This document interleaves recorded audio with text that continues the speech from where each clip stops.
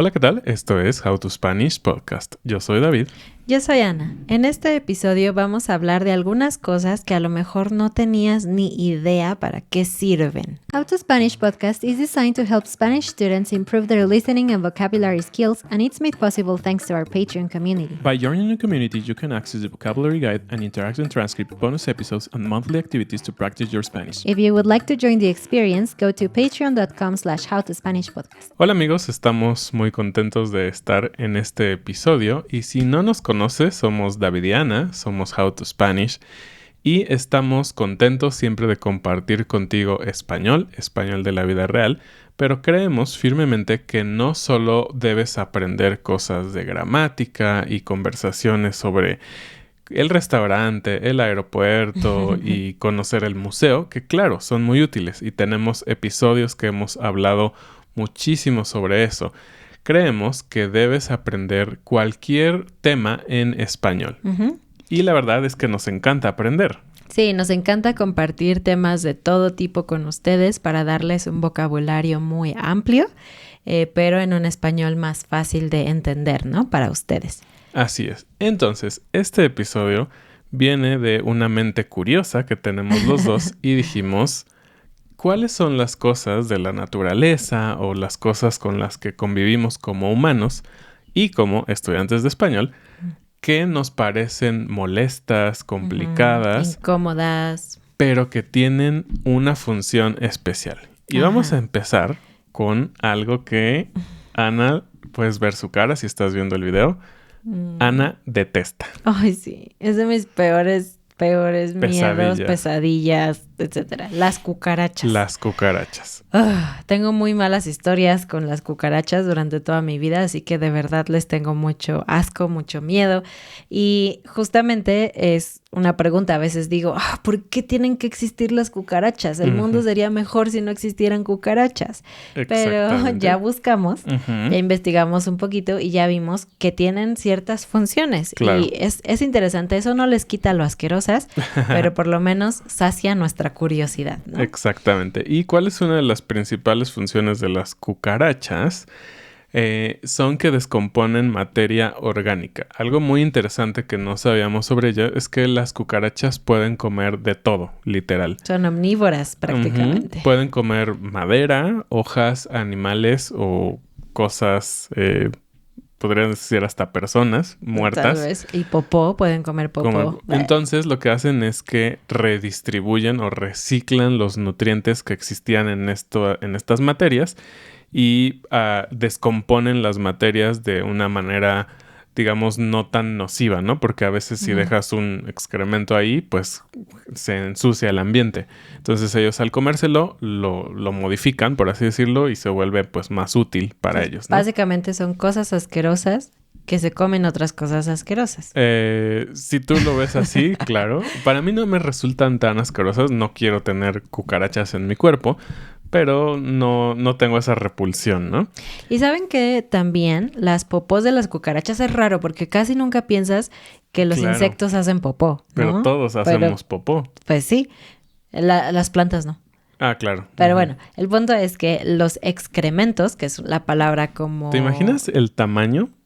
De la popó de una cucaracha. O de cualquier Además, insecto. Creo que no la verías en la calle y no sabrías que es la popó de un insecto. Pero bueno, el punto es que los excrementos, que es la palabra más sofisticada, oficial, científica para hablar de la caca o la popó, son ricos en nitrógeno. Entonces, eso ayuda a fertilizar el suelo. Ok. Es muy útil, entonces. Por ejemplo, tener cucarachas. No digo que sea tal vez lo más sano en campos, ¿no? En sembradíos. Sí, claro. Y además, pues son parte de la cadena alimenticia, ¿no? Eso sí, es un hecho. Muchos otros animales se las comen. Y también algo muy interesante es que las cucarachas sirven mucho en el campo de la investigación. Eso es algo que yo lo había escuchado y decía, es como un mito, como una broma, ¿no? De que esta idea de que las cucarachas van a sobrevivir la siguiente guerra nuclear, pues resulta que no, porque las cucarachas es sabido que tienen una resistencia a la radiación y a muchas bacterias. Y tal vez eso hace sentido porque las cucarachas pueden estar por la basura y excremento y no se enferman. Entonces, ayudan a la investigación en la ciencia médica y en la robótica. Es increíble. Y vamos con otro que es también uno de los más molestos de la naturaleza, yo diría, y son los mosquitos. ¿Quién no ha sufrido una noche con que hay un mosquito que no puedes ver, no puedes matar y no te deja dormir, ¿no? Y está ahí zumbándote. Yo siempre he dicho, ok, que esté aquí, que me pique todo lo que quiera, pero que se calle. O sea, por lo menos déjame dormir si ya te vas a alimentar de mí.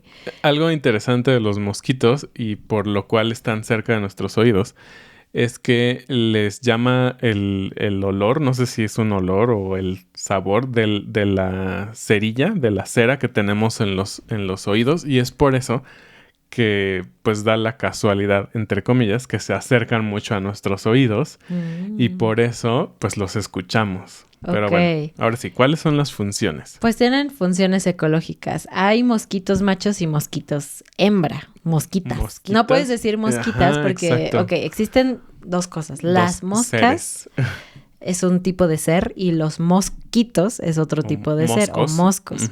Pero no es que las moscas sean hembras y los moscos sean machos, sino que hay mosquitos o moscos, hembras y machos, ¿no? Pero bueno, ese es otro tema.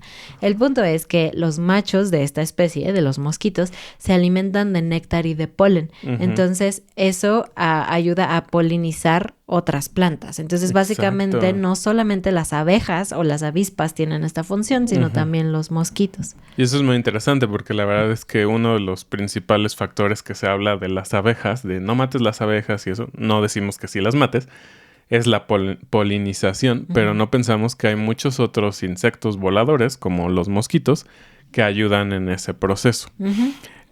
También es muy importante saberlo, que claro que forman parte de la cadena alimenticia y son alimentos claves, es decir, sin ellos podrían morir millones de especies de peces, murciélagos, aves y anfibios. Entonces, pues existen y son para algo, ¿no? Me pregunto si a estos animales que se comen los mosquitos, cuando les toca comerse un mosquito que te picó a ti, dicen, tiene sangre humana, qué rico. Si son murciélagos, tal vez sí. Tal vez sí. Bueno, ya hemos estado hablando de animales, ¿no? Pero vamos a hacer una pausa para hablar de otro tema que también es molesto, pero que tiene que ver con los estudiantes de español, y es el subjuntivo. Si tú lo has estudiado, tal vez al inicio dices, ¿por qué existe esto? ¿Por qué? O sea, no tiene sentido en mi mente. No tiene sentido porque en mi idioma puedo expresar las cosas en, digamos, normal. No necesito hacer un cambio en los verbos para que se entiendan estas cosas. No tienes un modo subjuntivo, ¿no? Exacto. Y de hecho, cuando yo daba clases 1 a 1 por muchos años, varios de mis estudiantes me decían, pero a ver, ¿qué pasa si no lo uso? O sea, ¿de verdad lo tengo que usar o no? Entonces, todo el mundo busca una manera de zafarse, de evitar el subjuntivo. Y aunque con mucho trabajo podrían entenderte si no usas el subjuntivo, la verdad es que si hablas español, lo tienes que usar porque lo usamos muchísimo y ni cuenta nos damos los nativos. Sí, así es. Pero a ver, dinos, ¿cuál es la función? ¿Por qué es tan importante conocerlo? Porque en español usamos el subjuntivo para expresar muchas cosas del día a día. Preferencias, deseos, cuando quieres algo de otra persona, poca probabilidad, duda, muchas cosas que se usan en el día a día se necesitan expresar en subjuntivo para que tengan sentido en español. Entonces, por esa razón, de verdad que vale mucho la pena aprenderlo, aunque a veces sea un dolor de cabeza. Pero lo que sí te podemos decir es que una de las cosas más complicadas del subjuntivo es que es un tema grande y hay muchísima información. Y tú dirías, pues es bueno que haya mucha información en YouTube, en diferentes plataformas. Sí es bueno, pero es muy abrumador. Yo tenía muchos estudiantes que llegaban y me decían, es que son demasiadas reglas, es que no entiendo, es que a veces sí se usa, a veces no se usa, estoy súper confundido. Y bueno, en parte por eso decidimos crear en nuestro curso de subjuntivo, que está a punto de estar listo. Estamos haciendo los subtítulos nada más. Es un curso que diseñé yo, está hablado en español, pero tiene subtítulos en español y en inglés, y una transcripción interactiva en español y en inglés. Y básicamente lo que hice fue tomar la información más importante que de verdad creo que necesitas y usarla en un escenario más didáctico para que puedas recordarlo y no olvidarlo jamás. Entonces, sí, digamos, es una versión, creo que diferente, muy diferente. Estuvimos viendo qué podemos aportar a la comunidad del internet en general, al aprendizaje, porque como dicen, hay muchos recursos y son válidos y puedes aprender. Pero creo que este método, este modelo que diseñamos, pues es muy diferente a todo lo que hay afuera y puede ser muy útil en que es muy real. Es algo con lo que puedes inclusive sentirte relacionado, tal vez. Ya lo verán en el curso. Pero es algo que te va a ayudar a recordar mucho mejor y no como en los libros o en otros modelos. Sí, exacto. No es nada más reglas, sino cómo lo puedo recordar y cómo lo puedo usar hoy. En mi vida. Pero bueno, te dejamos por ahí el enlace o puedes ver en nuestra página web, tenemos todos nuestros cursos. Va a estar disponible súper pronto en estas semanas. Bueno, pues regresemos a las cosas que son molestas de la naturaleza y en este caso vamos a hablar cosas molestas en nuestro cuerpo. Y la verdad es que a todos nos ha molestado alguna vez una roncha. ¿Qué es esto de las ronchas? De hecho, tengo varias ahorita. No sé.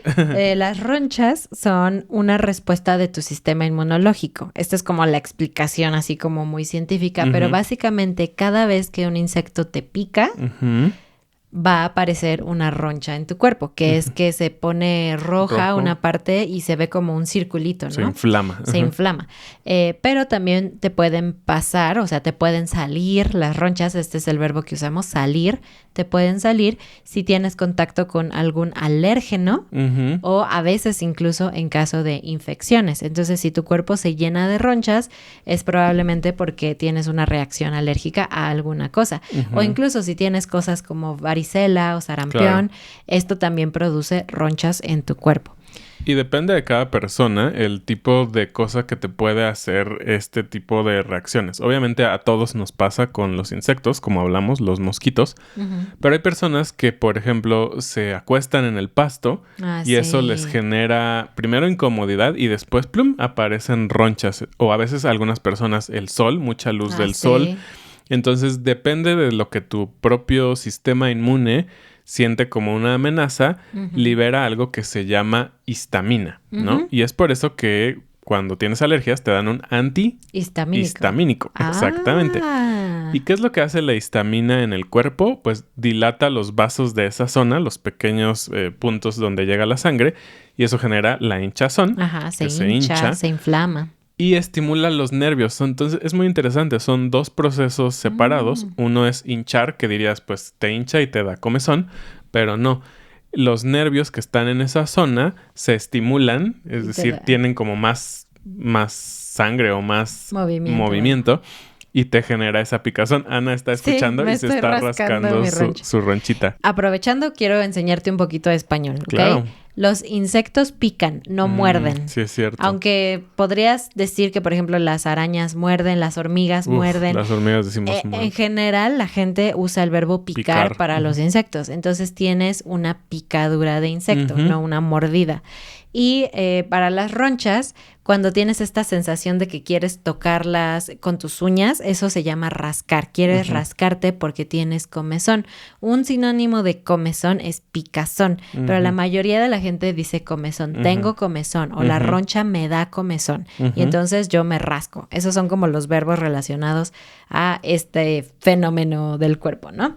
Y entonces, ¿cuál es el propósito final de tener ronchas? ¿Por qué son buenas?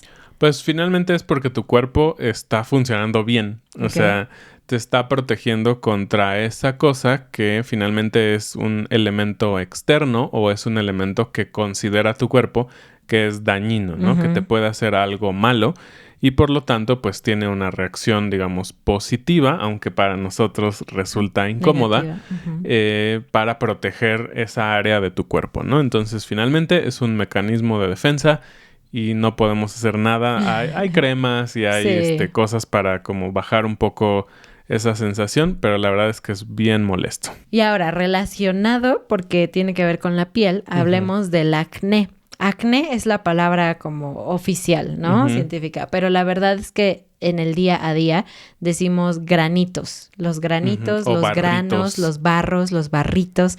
Estas son las palabras que usamos en el día a día para hablar de estos puntos, pues sí, como pequeñas ronchas que aparecen en tu cara.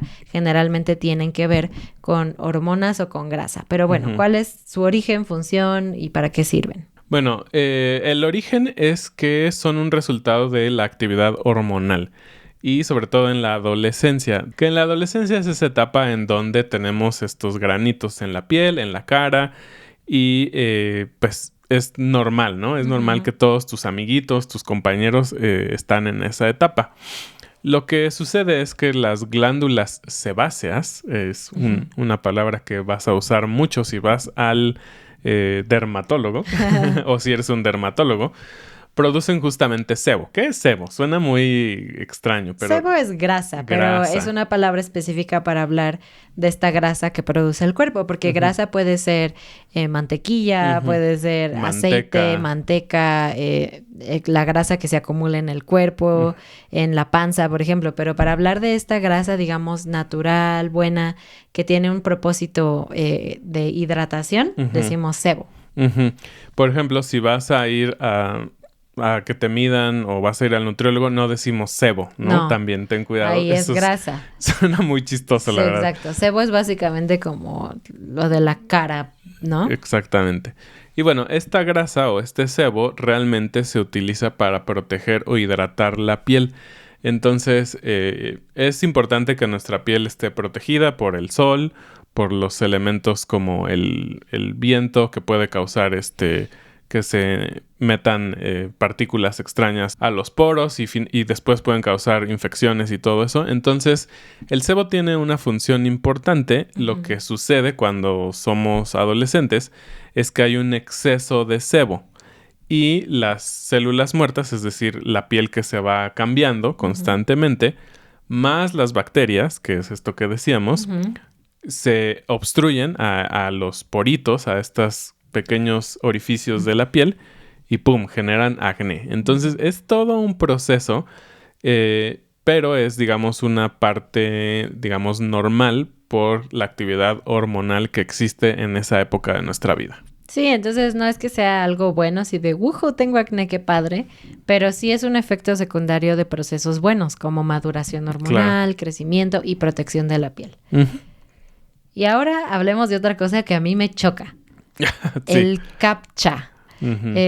Si usas internet, seguro en algún punto dice, si no eres un robot, o algo así como de eres un robot y tienes que contestar un CAPTCHA, que es básicamente una imagen, un texto o un mini acertijo que tienes que resolver, que en teoría solo un humano sería capaz de poder resolver, ¿no? O sea, una máquina, un robot no podría.